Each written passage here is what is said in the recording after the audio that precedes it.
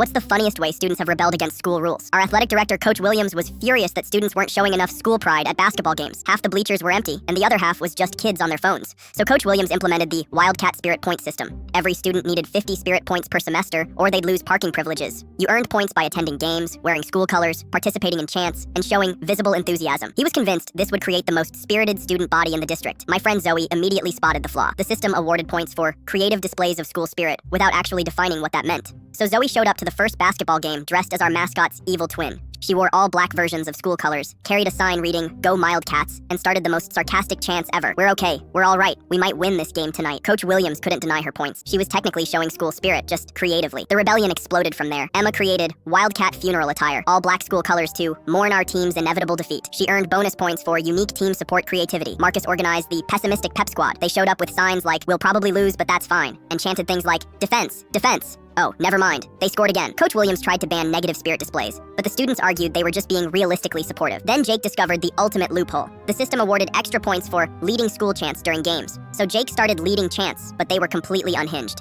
"Give me a W," Jake would scream. "W," the crowd responded. "Give me an I. I. Give me an L.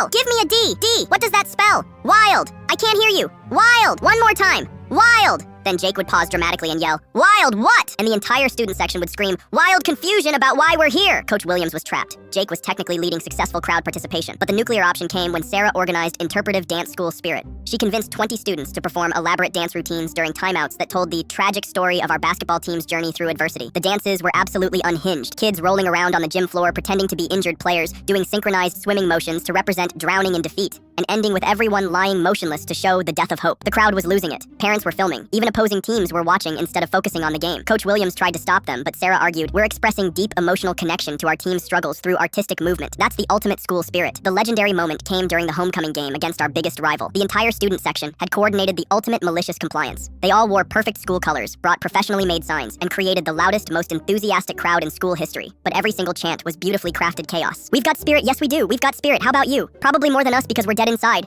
Defense, defense, we believe in our defense, even though they haven't stopped anyone all season. 2, 4, 6, 8, who do we appreciate? Our team's effort despite their obvious limitations." The opposing team was laughing so hard they could barely play. Our own players were cracking up on the bench. Parents were recording everything. The local news showed up because someone had tipped them off about the most creative school spirit display in county history. Coach Williams watched his mandatory spirit system create the most memorable basketball game ever, for all the wrong reasons. The next Monday, he quietly eliminated the spirit point system, claiming it had accomplished its goals of increasing student engagement. Zoe still wears her Go Wildcats shirt to games sometimes. And honestly, student attendance at basketball games tripled after the rebellion, because everyone wanted to see what creative chaos would happen next. Sometimes the best way to kill forced enthusiasm is to give people exactly the enthusiasm they demanded, just not the kind they expected.